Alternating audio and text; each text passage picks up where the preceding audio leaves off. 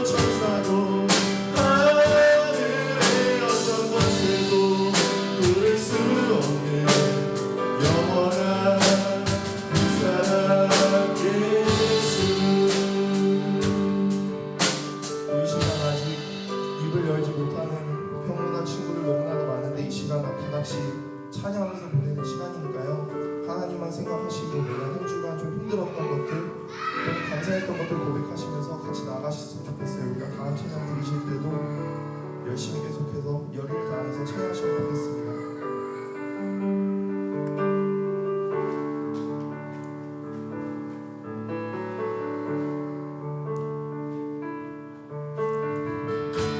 주를 위한 이곳에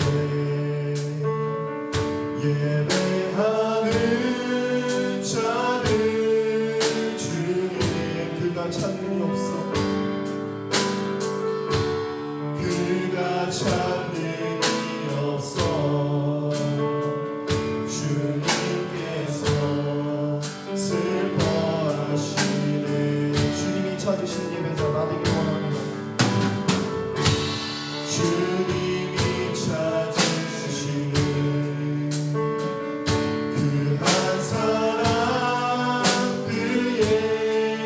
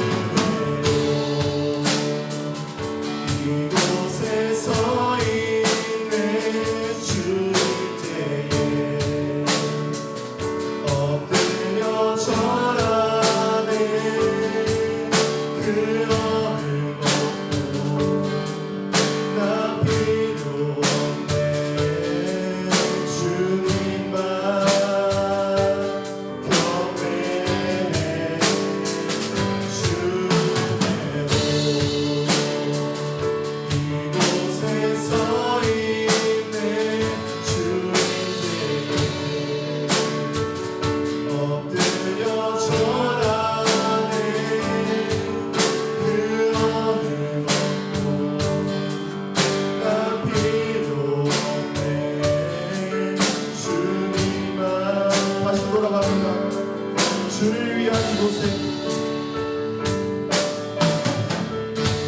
주를 위한 이곳에 예배하는 자들 주님 그가 찾는 이 없어 그가 찾는 이 없어 주님께서 슬퍼하시는 주님이 찾으시는 그 한 사람 주님이 찾으시는 그 한 사람 그의 예배자 내가 그 사람에게 간절히 소원합니다. 내가 그 사랑에게 간절히 주께 예배하는 주 은혜로 이곳에 서 있는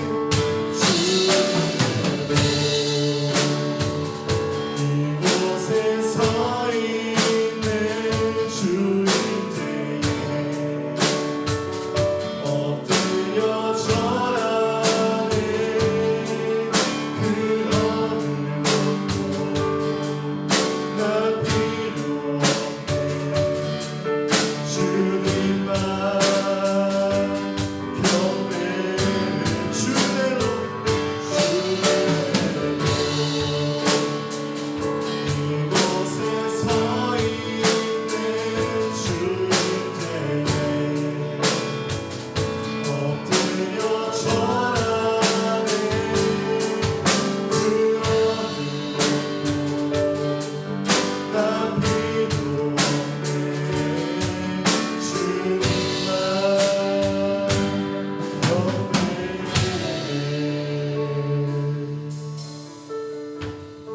이 시간 다 같이 봉헌 찬송 드리면서 예배 진행하도록 하겠습니다.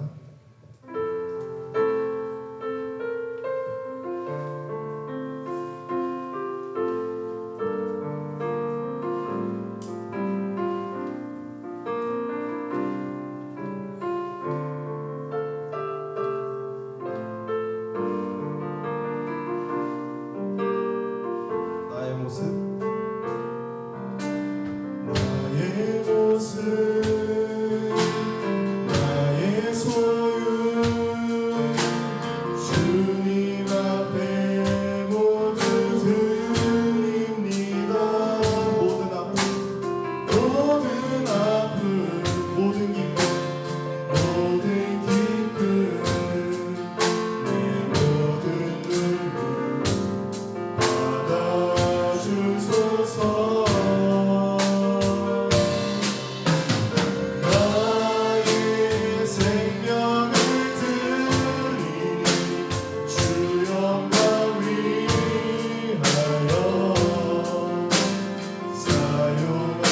사용하옵소서 내가 사는 날 동안에 주를 찬양하여 기쁨의 제물 되리 나를 받아주소서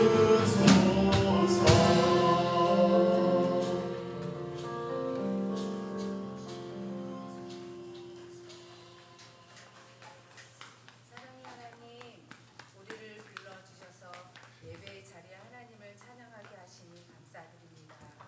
저희들을 지켜주시어 건강한 모습으로 다시 만나게 하시니 더욱더 감사드립니다.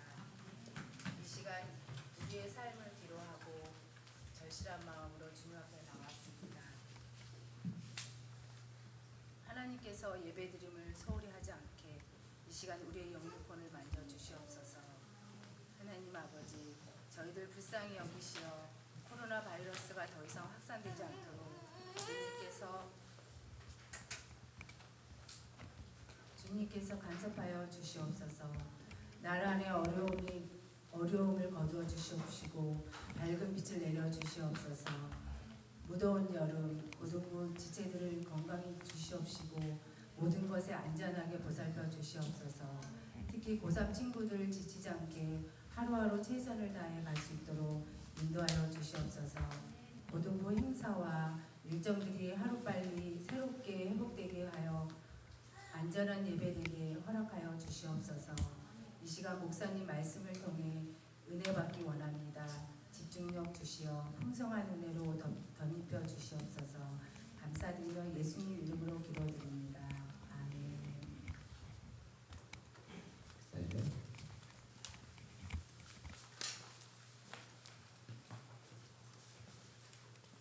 네, 말씀 봅시다. 자, 성경 펴시고 요한복음 19장 12절부터 15절까지의 말씀이에요.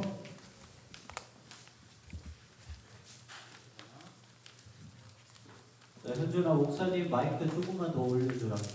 9번. 자, 올렸어요?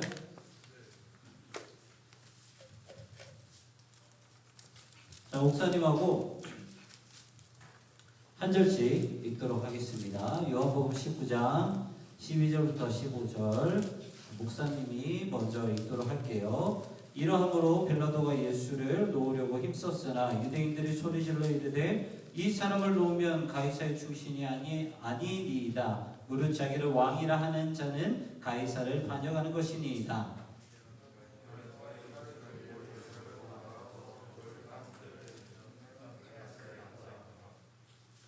이날은 6월절의 준비일이요 때는 제6시라. 빌라도가 유대인들에게 이르되 보라 너희 왕이로다. 그들이 소리 지르되 어찌하소서 그를 십자가에 못 박게 하소서. 빌라도가 이르되 내가 너희 왕을 십자가에 못 박으랴. 대제 사람들이 대답하되 가이사 외에는 우리에게 왕이 없나이다 하니. 아멘. 기도하겠습니다. 사랑과 은혜가 풍성하신 하나님 아버지, 이 예배 가운데 주님 우리가 발걸음을 딛게 하시고 그리고 하나님 아버지 앞에 찬양하게 하시고 간절한 심령으로 기도하게 하시고 아버지 말씀을 듣게 하시니 감사합니다. 하나님 특별히 말씀을 듣는 이 시간 가운데 저희 마음을 열어주시고 이 말씀이 그냥 땅에 떨어지는 것이 아니라 마음판에 고이 새겨질 수 있도록 인도해 주시옵소서. 무엇보다 살아있는 말씀이오니 그 앞에 설 때에 두렵고 떨리는 마음으로 서게 하여 주셔서 하나님의 말씀이 생명의 말씀, 창조의 말씀, 살아 역사하시는 말씀으로 그대로 받아들일 수 있는 우리 사랑하는 모든 친구들 될 수 있도록 주님 은혜를 베풀어 주시옵소서. 주님 말씀하시옵소서. 저희가 듣겠나이다. 감사드리며 예수님의 이름으로 기도합니다. 아멘. 자, 오늘은 계속해서 우리가 지난주에 이어서 십자가에 대해서 말씀을 한번 쭉 나눠볼 거예요. 오늘은 그리스도는 십자가에서 왜 죽으셨는가라는 제목을 가지고 말씀을 한번 나누어 볼게요. 자, 목사님이 여기서 자 한번 테스트만 좀 해볼게요. 목사님 걸로 돼 있어? 자, 혜주야, 그냥 딱 보고 여기다 싶으면 그냥 너가 넘겨줘, 알았지? 자, 갑니다. 자, 목사님이 여러분들한테 한번 질문해 볼게요. 나는 나중에 커서 결혼할 거다. 난 나중에 커서 결혼할 생각이 있다. 잠깐만. 이 심각해지는데? 자, 나는 커서 결혼할 거다. 자, 그러면은 오케이. 아직까지는 결혼 생각은 없다. 굳이 그렇게 결혼 안 해도 된다. 자, 아이언맨. 자, 허예준이, 너 혼자서 들었어? 자, 그렇죠. 이제 어떻게 보면은 그 창조 질서가 하나님께서 만드신 창조 질서는요, 사랑하는 사람이 생기면은 함께 가정을 이루는 게 창조 질서예요. 그런데 여러분들도 수많은 뉴스를 통해 이제 수많은 설교를 통해서 여러분도 많이 느꼈지만 요즘 청년들 여러분들의 이제 선배들은 결혼하기가 참 힘들어하죠. 그래서 결혼을 많이 안 하려고 하는 추세인 것 같아요. 그런데 목사님이 이 설교를 준비하다가 희한한 단어를 좀 발견을 했어요. 여러분들이 알고 있을지 모르겠지만 두 가지를 소개해 드릴게요. 넘겨주세요. 오픈 릴레이션십이라는 그런 단어와 폴리아모리라는 단어인데 여러분들 이 알아요? 영어로 해놔서 모르나? 자, 혹시 이 단어 아는 사람? 목사님도 사실 이런 거 처음 알았어요. 처음 알았는데, 자, 오픈 릴레이션십은요, 어떠한 단어이냐면, 내가 사는 사람, 내 뭐 이렇게 남편이 될 수도 있고, 내 이제 아내가 될 수도 있겠죠? 혹은 내가 이제 사귀는 애인이 될 수도 있어요. 자, 그 사람들과 함께 합의하에 다른 사람과 관계를 맺는 것을 오픈 릴레이션십이라고 합니다. 되게 안 놀랐나요? 자, 목사님은 되게 깜짝 놀랐어요. 그리고 이 오픈 릴레이션십 안에 있는 또 하나의 그런 파생된 단어가 뭐냐면 이 폴리아모리라는 단어인데, 이 폴리라는 것은 이제 많은이라는 뜻의 그리스어예요. 그리고 아모리라는 것은 라틴어로 된 사랑이라는 아모르라는 이 단어에서 나온 건데, 그래서 이 두 단어를 합쳐서 폴리아모르라고 하는데, 이 오픈 릴레이션십은요 관계를 맺는 거고요. 그리고 이 폴리아모르 같은 경우는 그거보다 약간 아래 단계, 조금 덜한, 그냥 서로 합의하에 내가 여러 사람을 사귀는 거야. 내가 얘랑도 사귀고 내가 얘랑도 사귀는 거야. 그 얘가 좋으면 얘랑도 사귀고 얘가 얘를 사랑하면 얘랑도 사귀는 거야. 그래서 서로 합의하면 하면 돼요. 목사님이 이 설교 준비하면서 이런 생각을 좀 해봤어요. 취업이 힘들어지다 보니까요, 그리고 사랑이 힘들어지다 보니까 이 솔로족들이 자꾸 등장을 하게 되고, 그리고 솔로족들이 계속해서 등장을 하다 보니까 정말 무슨 개인의 취향을 존중하니 많이 이런 이제 이상한 이야기를 내뱉으면서 이런 현상들이 등장하기 시작했다라는 거죠. 그렇다면 한번 생각해 볼 필요가 있어요. 여러분들 결혼을 하시면 꼭 자녀를 낳으셔야 돼요. 그게 창조 원리예요. 자녀 이제 결혼하고 나서도 자녀를 이제 안 낳고 안 기르는 사람들이 많은데, 여러분들 이게 목사님도 이제 여기 아까 보셔서 알겠지만 목사님이랑 똑같이 생긴 두 녀석이 있죠. 두 녀석이 있는데, 결혼을 가장 이제 하기 싫어하는 가장 큰 이유 중에서 하나가 바로 자식이에요. 여러분들이요 말이에요. 자, 자식인데 여러분 제 목사님도 이제 애 둘을 키우다 보니까 진짜 힘든 게 뭐냐면 이게 경제적인 부분에서 힘들고요. 그리고 체력적으로 참 많이 힘들어요. 그러다 보니까 아마 결혼을 하지 않고 그리고 자식을 안 낳지 않을까 생각을 합니다. 자, 그러면은 이렇게 부모님들이 이렇게 힘든 이유가 뭘까요? 부모가 자식을 키우는데 힘든 이유가 뭘까요? 뭐 너희가 아직 부모가 안 되고 와서 잘 모르겠지만, 이제 자녀를 키울 때 가장 힘든 거, 그 이유가 무엇이냐면 이 아이가, 내 사랑하는 자녀가 나의 아이기 때문에 이 아이를 끝까지 내가 덜 먹고 내가 덜 하더라도 이 아이를 지키고 보호해 줘야 되기 때문에 힘든 거예요. 만약에 이 아이에 대한 책임이 없다 그러면 그냥 대충 돕겠죠. 그런데 나는 이 아이가 내 사랑하는 아이기 때문에 끝까지 어떻게든 책임을 지고 돌봐야 한다라는 그 의무가 있어요. 그래서 힘든 거예요. 아이들 역시도 마찬가지예요. 자식들 역시도 마찬가지가 내가 부모님의 돌봄을 받아야지만이 살 수 있어요. 자, 여러분들 태어났다고 칩시다. 이제 태어났어요. 막 응애 하면서 이제 소리를 지르죠. 그때부터 여러분들 독립하나요?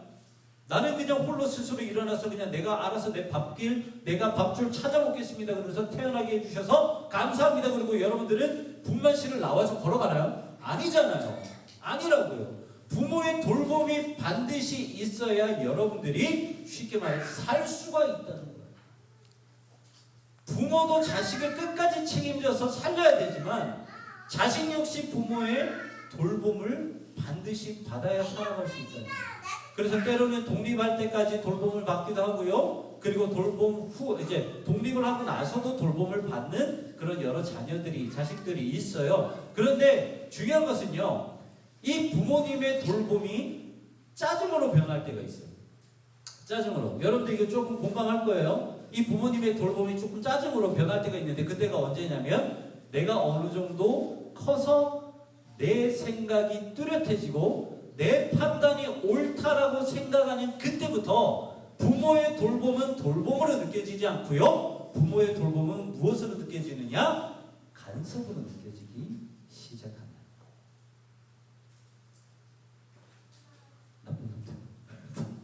부모님의 잔소리를 간섭으로 생각하지 마시기 바랍니다. 여러분들을 돌보는 거예요. 아니, 어쨌든 간에 성경에도 보면요, 예수님의 관심과 예수님의 돌봄을 간섭으로 생각하는 존재들이 있었어요.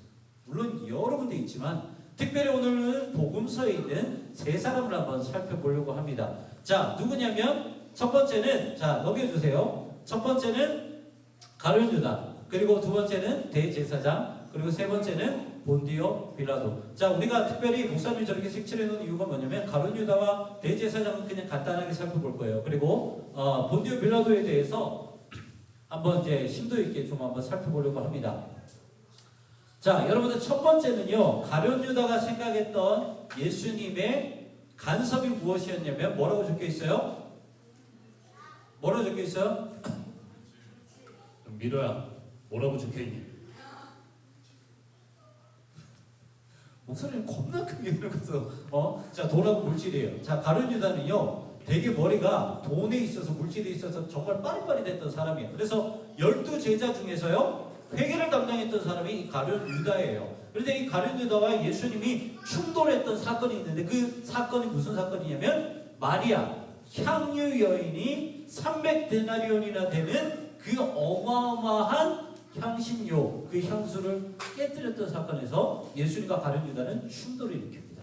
이 마리아가 그러죠. 이 300데나리온, 이 나드라고 표현을 하고 있는데, 나드 한 근이나 되는 이 어마어마한, 그때 당시에 이 나드는요, 최고급 향수 중에서도 거의 상위 클래스에 있는 그런 향수가 이 나드였다고 합니다. 그래서 이 나드를 예수님의 장례를 위해서 깨뜨렸어요.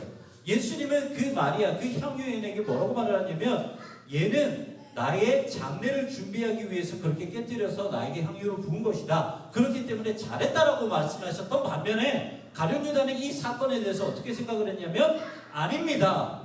이 300데나리온 1년치 연봉이나 되는 이 귀한 향유를 깨뜨려서 부었다는 것은 낭비입니다. 만약에 이것을 팔아서 이 300데나리온을 가지고 다른 가난한 사람들에게 이제 나눠줬다면 얼마나 많은 사람들이 도움을 받겠습니까? 저는 생각이 달랐죠. 철저하게 계산적이었어요.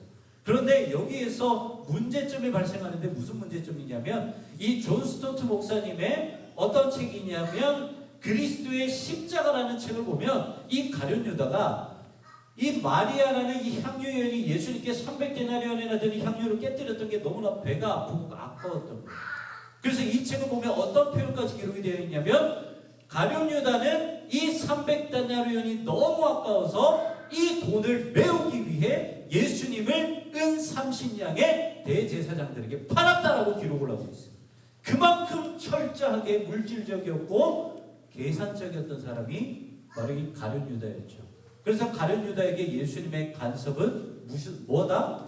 돈과 물질이다. 두 번째는 대제사장이에요. 대제사장에 있어서는 예수님의 간섭은 여러분들 잘 아는 것처럼 권위예요. 여러분들 대제사장이 누구예요? 대제사장이, 예준아, 우리 전국대회 은상이 빛나는, 금상이니? 은상이지. 12지파 중에서 대제사장이 속가지파. 그렇죠. 레위지파예요. 여러분들 12지파 중에서 레위지파는요, 예수님께 구별된 존재예요. 그리고 그 존재, 레위인들 안에서 한 번 더 구별된 존재가 아론의 가문, 유일하게 아론의 가문으로만 계승될 수밖에 없는 제사장, 그것이 한 번 더 구별이 됐죠. 그리고 그 제사장 중에서 더욱더 구별된 존재가 누구예요? 1년에 유일하게 지성소 안으로 들어갈 수 있는 대제사장이라는 존재. 이 대제사장은요, 그만큼 하나님 앞에 구별된 존재가, 그 직분이 대제사장이라는 직분이에요. 그런데 이 거룩한 직분이 희한하게 구약에서 신약으로 쏙 넘어오잖아요. 그러면 예수님께 정말 회치라고 들어요. 너희는 독사의 자식이라고, 너희는 위선을 떠는 자식들이라고 엄청나게 질책을 당하는 존재가 되어버렸다. 여러분들, 대제사장들에게 예수님의 간섭은 권위에 대한 거였어요. 대제사장은요, 말씀을 가르치는 자들이었죠. 율법을 가르치는 자들이었어요. 그런데 예수님의 행동이나 예수님의 가르침을 보면 그 율법과 상관이 있다 없다? 율법을 오히려 무시하는 행동을 하고 있던 사람이 누구냐면 예수님이었다라는 거예요. 그런데 참 희한하게 수많은 사람들이 누구를 따랐냐면 예수님께 따랐다라는 거죠. 그리고 그들의 입술 가운데 고백되어지는 말이 무엇이냐면 이 예수님의 권위가 진짜 권위이다, 참 권위이다라고 증거되고 있었다는 거예요. 생각을 해봐요. 예수님의 권위는 진짜 권위였어요. 예수님의 가르침은 진짜 가르침이었다는 거예요. 그렇다면 이 예수님의 권위, 진짜 권위가 대제사장들 앞에 나타났을 때 그들의 무엇이 드러나게 되었을까? 가짜 권위. 대제사장들이 지금까지 가지고 있었던 위선이 드러나기 시작을 했고요. 위선이 드러남으로 말미암아 그들의 자리가 위태로워지기 시작했다는 거예요.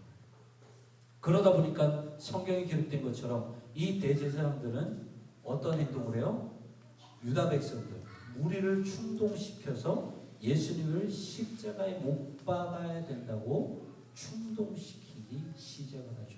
그 사건이 오늘 본문의 발단이 되는 거예요.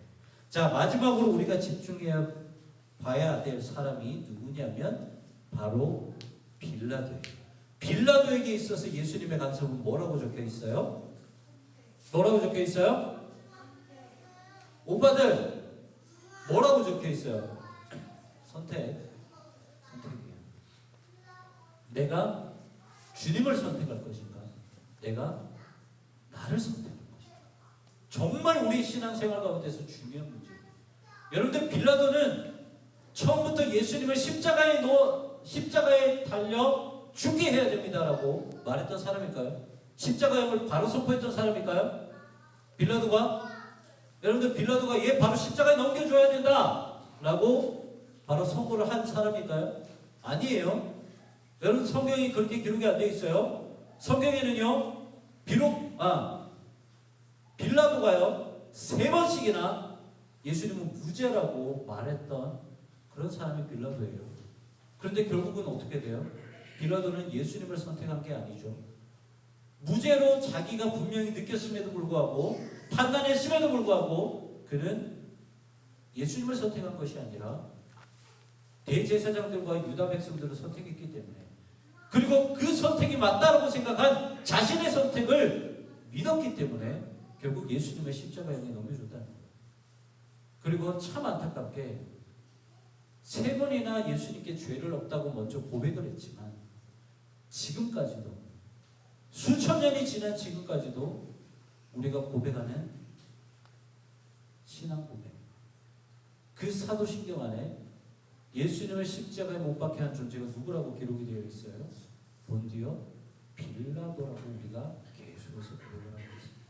자, 그렇다면 빌라도는 왜 이렇게 선택에 대해서 예수님의 모습을 간섭이라고 생각을 했을까?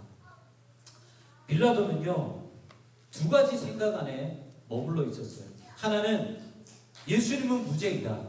그리고 또 하나는 십자가에 무조건 못 박아야 된다라는 대제사장과 유다 백성들의 무리. 이 둘 사이에서 빌라도는 유다 총독으로서 반드시 둘 중에 하나를 선택해야 될 의무와 책임이 있었어요.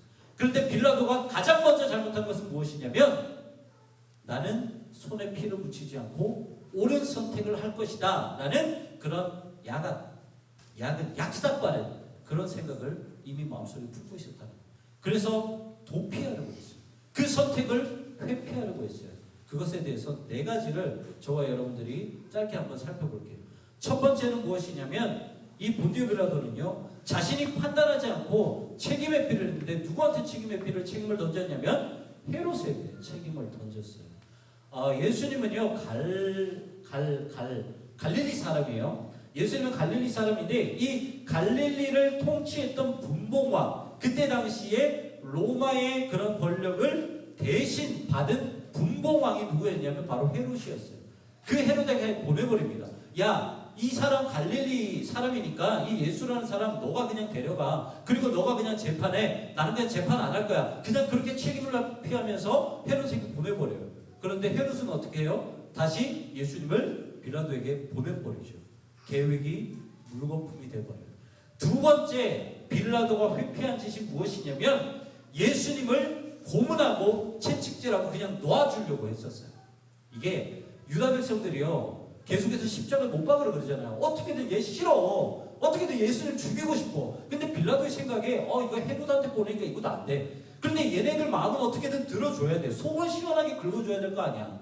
그래서 예수님 그러면은 내가 채찍질 해가지고 겁나 고문을 할게. 그리고 나서 풀어줄게. 어떻게 됐어? 그 정도면 만족해? 그랬을 때 유다 백성들이 어떻게 대답할게요? 아니, 십자가에 못 박아. 또다시 그 계획이 무고품이 됐어. 그리고 세 번째, 이 본디오 빌라도는 어떻게 회피하려고 했냐면 바라바 데리고 와. 바라바. 이 당시에 풍습 중에서 하나가 명절이 되면 그 죄수 한 명을 풀어주는 그런 풍습이 있었어요. 자, 우리가 상식적으로 한번 생각을 해봅시다. 그렇게 가석방을 해줘야 되는데 가석방을 해주는 그 존재가 모범수일까요? 아니면 사형수일까요? 상식적으로 봤을 때 나연아, 모범수를 풀어줘야 돼? 사형수를 풀어줘야 돼?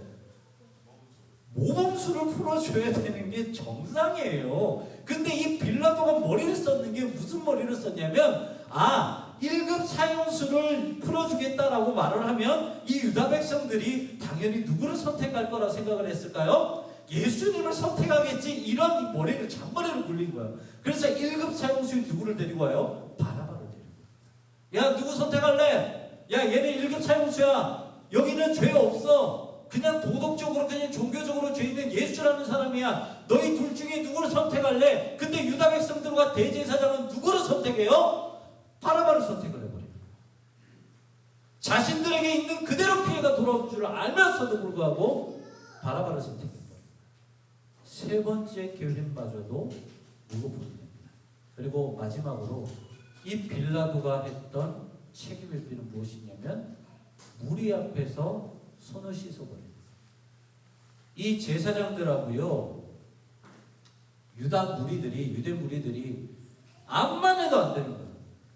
이 도대체 무슨 빌라도가 말을 듣지를 않는 거예요. 그래서 마지막으로 최후의 수단으로 빌라도 앞에 가서 뭐라고 말을 하냐면 저기요, 당신 누구시나요? 에? 누구를 왕으로 섬기고 있어요? 가이사 아니에요?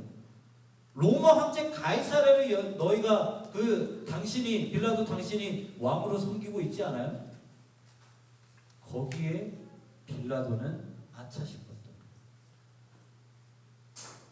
결국은 자신의 자리, 이 유다 총독이라는 자리를 지키기 위해, 그리고 이 유대 백성들에게 좋은 리더십으로, 좋은 총독으로 남기 위해 빌라도가 마지막 결국 선택한 것은 무엇이냐? 자신의 선택입니다. 내가 가이사랴의 충신으로 남아야겠다는 이 자신의 선택, 로마 총독으로서 계속해서 이 자리를 유지해야겠다는 자신의 선택, 어떻게든 유다 백성들에게 잘 보여야겠다라는 그 자신의 선택을 믿고 선택해버렸다는 거죠. 그리고 마지막 예수님을 십자가형에 넘겨주어버렸다는 것. 그리고 끝까지 자신은 책임이 없다며 그 모든 무리들에게 책임을 전가하며 손을 씻었다. 여러분들, 이게 끝까지 자기가 책임을 회피하려고 했던 이 빌라도의 선택이었어요. 여러분들, 오늘 제목이요, 설교 제목이 그리스도는 왜 죽으셨는가요? 여러분들, 예수님이 왜 죽으셨어요? 여러분들이 지금 17년, 18년, 19년 동안 수도 없이 들어왔던 것처럼 여러분들 예수님 왜 죽으셨어요? 현민아, 예수님 왜 죽으셨어? 너 때문이야, 나 때문이야? 너야, 나야? 우리 때문이야.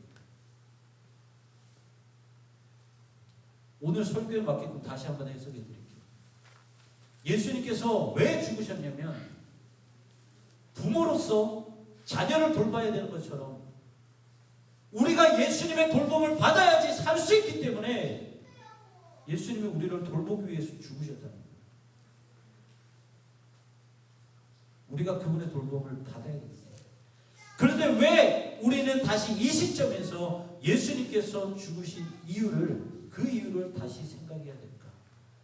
조금 길지만 우리가 히브리서 6장 4절부터 6절까지 한번 같이 읽어요. 저거 4절부터 6절까지 6절 말씀이 아니고 자 같이 한번 읽어볼게요. 시작. 한번 빛을 받고 하늘의 은사를 맛보고 성령에 참여한 바 되고 하나님의 선한 말씀과 내세의 능력을 맛보고도 타락한 자들은 다시 새롭게 하여 회개할 수 없나니 이는 그들이 하나님의 아들을 다시 아멘. 여러분들 이 말씀이 얼마나 두려운 말씀인지 몰라요. 여러분들 여기서 말씀하시는 그 다음 슬라이드 넘겨주세요. 여기서 기록되어 있는 이 타락한 자들 개역개정을 보면요 무슨 타락한 자들이라고 그러면 안 믿는 사람이라고 생각을 하겠지라고 생각하겠지만 여러분들 이게 쉬운 성경이랑 공동번역이 무엇이라고 기록이 되어 있냐면 쉬운 성경에는요 그리스도를 떠난 사람이라고 되어 있고 공동번역에는 배반하고 떨어져 나갔다라는 거예요. 잘 한번 우리가 생각을 해봅시다. 우리가 있잖아요 국어만 알아도 이거를 풀 수가 있어요. 여러분들 그리스도를 떠났대요. 배반하고 떨어져 나갔대요. 그러면 이 두 문장 가운데 전제 조건이 뭐예요? 이미 우리가 예수님을 알고 있었다 없었다? 알고 있었다는 거예요. 이게 무슨 히브리서 6장 6절의 말씀에서 우리에게 선포하신 그 말씀이 무서운 이유가 우리는 예수님께 붙어 있었음에도 불구하고 언제든지 예수님을 또다시 십자가에 못 박을 수 있을 수 있다 없다? 있다라는 거예요. 오늘날 이 시점에서 그리스도는 왜 십자가에 달려 죽으셨는가를 우리가 다시 한번 생각해야 되는 이유가 바로 이 이유 때문이에요. 자, 목사님이요 이 책을 공부하는데 그 유기성 목사님이 쓰신 예수님의 사랑이라는 그 예수님의 사람이라는 책이 있어요. 그 책을 보는데 이 청소년용하고 장년용이 있는데 이제 혹시나 여러분들과 함께 나눌 수 있을까봐 청소년용을 이렇게 공부를 하려고 하고 있는데 일단은 제일 앞에 보면 이런 이제 테스트가 있어요. 체크리스트가 있는데 어떤 체크리스트냐면 당신은 예수님을 믿습니까? 당신은 교회를 나갑니까? 당신은 지금 죽으면 천국에 가리라고 믿습니까? 당신은 예수님이 당신 때문에 죽으셨다는 사실을 믿습니까? 이런 문항들이 쭉 있어요. 거기에 이제 체크를 해요. 죄송하지만요 목사님은 거기에 전부 다 네라고 대답을 못했어요. 오히려 아니오가 더 많았어요. 예수님이 나를 위해서 죽으셨다는 사실 믿습니까? 여러분들 믿어요? 여러분들 믿어요? 목사님은 아니라고 질문했어요. 내가 지금 죽으면 천국에 갈 확신이 있습니다. 믿음이 있습니다. 여러분들 그렇게 확신 있고 믿음이 있어요? 목사님은 아니요라고 질문했어요. 없거든. 솔직한 말로. 여러분들 대놓고 하나님이 지금 나를 보고 계시는데 내 믿음이 엉망진창인데 여러분들 거기다가 대놓고 예라고 대답할 수 있냐고요? 없어요. 그렇다면 여러분들 목사님이 인격적으로 하나님 안 만났을까? 안 만났으면 여기 이 자리에 안 있죠. 목사님 누구보다 자신 있게 말할 수 있어요. 뜨겁게 예수님 인격적으로 만났어. 그런데 왜 지금 목사님이 그렇게 다시 한번 체크해 보니까 내가 많은 게 아니라 아니요 왜 그것을 더 많이 체크했을까? 여러분들 목사님 생각해 보니까 답은 하나밖에 없어요. 내 머리로 믿었기 때문에. 지금까지 여러분들 거의 40년 동안 머리로만 믿어왔기 때문에 맨날 예수 성경 기도 하니까 습관적으로 믿음을 가졌기 때문에 나는 당연히 천국 갈 줄 알았거든. 나는 내 안에 아직 뜨거운 심령이 남아있는 줄 알았거든요. 없더라고. 머리로만 믿고 여러분들 습관적으로 믿는 것이 이렇게 무서운 거예요. 여러분들 예수님이 아직까지 여러분들 안에 살아계시고 여러분들의 말과 여러분들의 행동과 여러분들의 생각을 할 때 예수님께서 여러분들 안에서 역사하시고 주관하신다고 믿으시나요? 힘들어. 마치 예수님이 무죄임에도 불구하고 본디오 빌라도가 예수님을 선택한 것이 아니라 자신의 선택을 옳다고 생각하고 믿었던 거죠. 여러분들 우리 안에 주님을 향한 뜨거운 마음이 사라졌다면요. 주님을 죄송하지만 주님의 뜻과 주님의 말씀과 주님의 그 모든 가르침이 간섭으로 느껴지기 시작합니다. 주님 내 인생에 왜 이렇게 간섭하시나요? 내가 교회 잘 나오고 내가 믿는다라고 말하지 않나요? 내가 죽으면 천국 간다라고 내가 확신하지 않나요? 내가 내 안에 예수님이 살아계시고 예수님이 나 때문에 돌아가셨다는 것 내라고 체크를 하지 않았나요? 그런데 왜 이렇게 내 인생에 간섭하시나요? 여러분들 말이 돼요 이게? 말이 안 되잖아요. 말이 안 돼요. 여러분들 거짓말하지 마시길 바랍니다. 거짓말하지 마세요. 이 안에 뜨거운 마음이 없는데 어떻게 주님이 원하시는 행동대로 우리 안에 뜨거운 열정이 사라지면 그래서 히브리서 6장 6절의 말씀이 두렵고 떨리는 거예요. 우리 안에 예수님을 향한 뜨거운 마음이 없고요. 단순히 그 머리와 습관으로만 신앙 고백, 신앙생활을 하게 되면 죄송하지만 예수님의 뜻과 예수님의 가르침과는 전혀 상관없는 우리 마음대로의 우리 선택에 행동을 할 수밖에 없다는 거예요. 그것이 히브리서 6장 6절의 결과를 만들어요. 여러분들 야고보서 2장 17절은 이렇게 기록을 하고 있습니다. 이와 같이 행함이 없는 믿음을 행함이 없는 그 믿음 자체가 죽은 것이다 라고 기록하고 있습니다. 이 말씀은요, 우리가 주님의 뜻대로 행동하지 않으면, 우리가 주님의 가르침대로 이 말씀대로 우리가 행하지 않으면 우리의 믿음은 죽은 믿음이다. 여러분들 죽은 믿음을 가지고 하나님 아버지 앞에 감히 설 수 있을까요? 이 말씀을 보고 목사님이 이런 묵상을 했어요. 아, 그렇구나. 예수님을 십자가에 못 박은 사람은 유대인들이 아니구나. 예수님을 십자가에 못 박은 사람들은 대제사장이 아니라 빌라도가 아니라 지금도 못 박고 있는 우리구나. 우리가 예수님을 계속해서 십자가에 못 박고 있구나라고 생각이 들어요. 여러분들 말과 행실에 조심하십시오.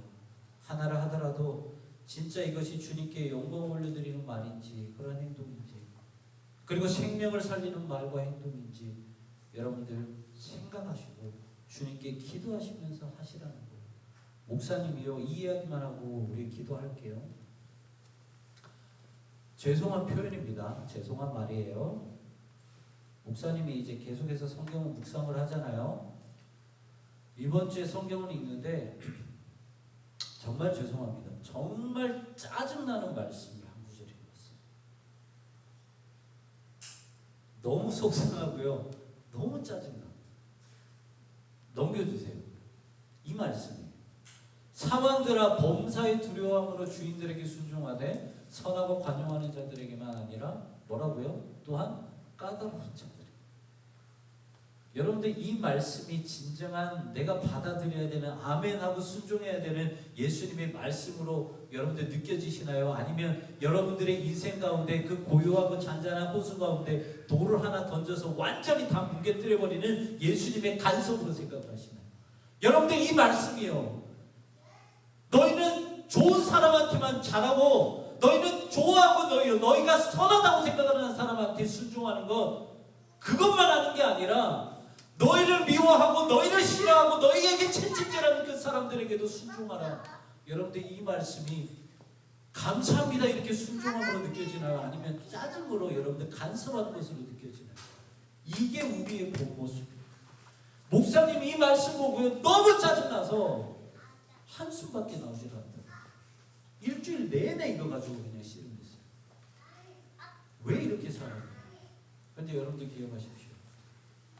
이런 하나님의 말씀, 이런 하나님의 행동 하나하나가 우리를 살리시는 그 주님의 돌봄이기 때문에 우리는 이 말씀에 아멘이라고 순종을 해요. 그것이 예수님께서 십자가에 돌아가신 이유가 여러분들 우리가 좀 기도했으면 좋겠어요. 우리가 이 시간 기도했으면 좋겠는데 이번 주부터 여러분들에게 매주간 미션을 드릴 건데 어떤 미션이냐면 목사님이 생각을 해봤어요. 이번 주에 뉴스를 하나 봤는데 어떤 뉴스를 봤냐면 제가 제 아들이에요. 5살이거든요. 근데 여러분들 안산의 유치원에 햄버거 병 아세요? 걔네들은 잘못이 없어요. 급식만 잘못 먹었는데 왜 그것 때문에 신장 투석을 받아요? 왜 장기가 다 망가져요? 왜 평생토록 불구가 되면서 살아요? 그 뉴스를 보면서 이런 생각을 했어요. 아, 우리가 우리를 위해서만 기도해야 되는 것이 아니구나. 주님이 그것 때문에 우리를 이 땅에 보내지 않으셨고 그렇게 하라고 십자가에 달려 죽으시지 않으셨는데 우리는 지금까지 그렇게 살았고 날 위해 기도했고 우리 부서 위해 기도했고 우리 가족 위해서만 기도했고 그래서 목사님이 이번 주부터 다짐을 했어요. 우리의 이웃과 우리 나라와 열방을 위해서 많은 것이 아니라 일주일에 딱 하나 중국기도 제목 가지고 우리가 기도하자. 불쌍하잖아. 5살, 6살, 7살짜리 애들이 무슨. 그래서 이 시간 우리가 좀 두 가지를 놓고 좀 기도했으면 좋겠어요. 첫 번째는 우리가 말씀을 놓고 좀 기도합시다. 기도하는데 우리 좀 불 좀 꺼주세요. 말씀을 놓고 기도할 때 우리가 이렇게 기도했으면 좋겠어요. 하나님, 내가 옳다고 생각하는 그 선택을 하지 말게 해주시옵소서. 말씀이 나를 간섭하고 예수님의 가르치심과 예수님의 그 행동 하나하나가 나에게 간섭으로 다가오지 않게 하여 주시옵소서. 주님, 내가 머리로만 신앙생활했고 내가 습관으로만 신앙생활했다면 하나님 아버지 용서해 주셔서 하나님 아버지 다시 한번 주님께서 원하시는 그런 신앙으로 믿음으로 주님께 뜨거운 마음으로 올려드릴 수 있는 저희가 되게 하여 주시옵소서. 나를 선택하는 것이 아니라 주님을 선택하는 내가 되게 하여 주시옵소서. 주님의 종이 되게 하여 주시옵소서. 이렇게 기도했으면 좋겠고요. 그리고 또 하나는 우리가 안산의 그 유치원 아이들을 놓고 선생님들을 놓고 좀 기도합시다. 주님, 그들을 불쌍히 여겨주시옵소서. 그들이 무슨 잘못입니까? 정말 말도 안 되는 그런 일들이 일어났고 그런 주님 아주 말도 안 되는 일 때문에 아이들이 고통당하고 그들의 가족이 고통당하고 선생님들이 고통당하고 있습니다. 하나님, 우리가 입을 열어 그들과 중보하며 나아가오니 하루속히 문제가 드러나게 하여 주시옵시고 그들의 그 마음의 위로와 평안을 허락하여 주시옵시고 하나님 아버지 그 모든 것이 주님 아버지 은혜 안에서 회복될 수 있도록 주님 아버지 은혜를 베풀어 주시옵소서. 이 시간 우리가 이 두 가지 기도 제목 가지고 주님 아버지 앞에 간절한 심령으로 기도하며 나가도록 하겠습니다. 기도하겠습니다. 사랑이 많으신 하나님, 주님 아버지 앞에 간절히 기도하며 나아갑니다. 우리의 마음을 찢으며 나아갑니다. 하나님 아버지, 우리가 옳다라고 생각했던 그것을 선택하며 어리석은 삶을 살아왔음을 고백합니다. 하나님 아버지, 그 가르치심과 그 거룩하게 구별하심 그 예수 그리스도의 그 행동 하나가 주님 아버지 우리 인생을 간섭하는 것이라고 하나님 아버지 감히 그렇게 살아왔음을 고백합니다. 하나님 아버지 도와주시옵소서.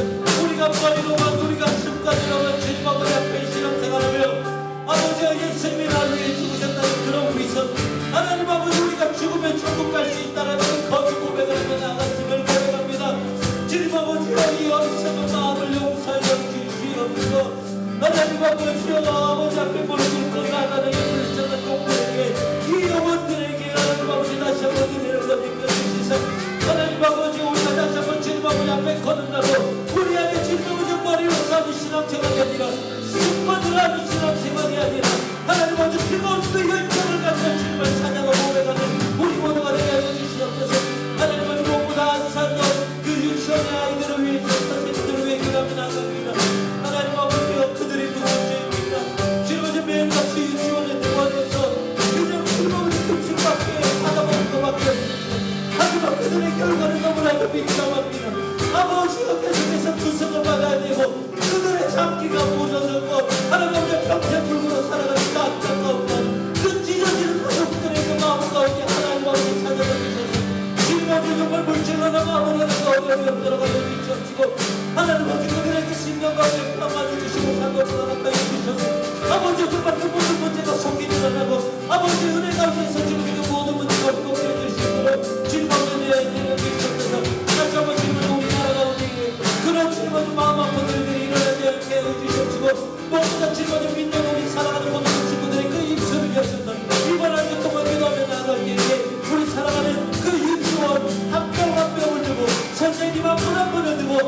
구할 수 있는 우리가 될 수 있도록 기도해 주시옵소서. 주님 아버지 앞에 우리 기도 제목을 드려나가오니 하나님 아버지 우리 기도를 들어주시옵시고 성령의 기름으로 강력한 임재로 하나님 아버지 역사해 주시옵소서. 하나님 아버지께서 이 땅 가운데 살아계심을 우리가 충분히 경험하고 할 수 있도록 주님 인도해 주시옵소서. 사랑과 은혜가 풍성하신 하나님 아버지 감사합니다. 주님 우리가 먼저 주님 아버지 앞에 회개하며 나아갑니다. 우리를 긍휼히 여겨 주시옵소서. 아버지 우리가 말씀을 들었지만 평생토록 주님 신앙생활하며 예수님을 믿고 내가 죽으면 천국을 간다라고 고백을 했지만 하나님 그 모든 것이 감히 주님 아버지 앞에 올려드리는 거짓 고백이었음을 고백합니다. 하나님 우리의 마음을 다시 한번 살펴보길 원합니다. 우리의 그 솔직한 마음이 그 솔직한 믿음이 무엇인지를 살펴보길 원합니다. 하나님의 말씀을 간섭이라 여기고 예수님께서 우리에게 간섭하시는 그 모든 섭리와 모든 계획을 간섭이라 여기고 있다면 하나님 그 마음을 내려놓게 하시고 회개하게 하시고 속히 주님 아버지 앞에 나아가 정말 주님과 만났던 그 뜨거운 그 열정, 그 뜨거운 주님을 향한 그 첫사랑이 다시 한번 우리 마음 안에서 우리 심령 안에서 뜨겁게 불타오를 수 있도록 주님 인도하여 주시옵소서. 특별히 주님 안산 유치원 하나님 그 고통받고 있는 우리 아이들, 선생님들 그리고 그들의 가족들을 위해서 기도하며 나아갑니다. 하나님 문제가 속히 드러나게 해 주십시오. 무엇보다 그 육신의 아픔 가운데 있습니다. 하나님 아버지 그 아픔을 고쳐주시옵시고 주님의 그 내 손길로 우리 만져주셔서 주님 아버지 그 모든 문제가 우리 입술로서 기도로 주님 아버지 앞에 올려질 때 하나님 아버지 놀라우신 그 은혜로 회복되어질 수 있도록 은혜를 내려 주시옵소서.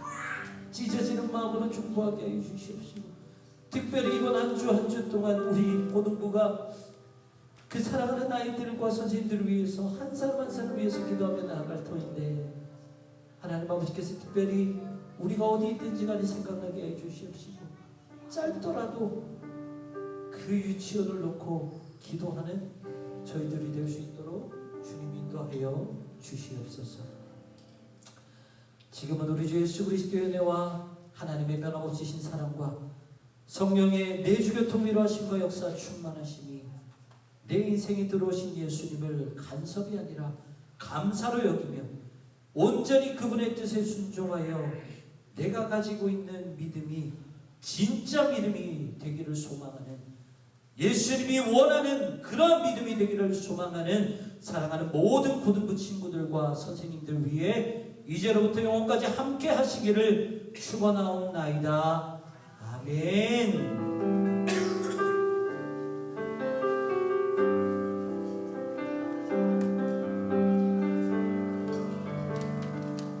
할렐루야. 우리 예배를 받으신 주님께 감사 영광의 박수 올려드립시다. 감사합니다.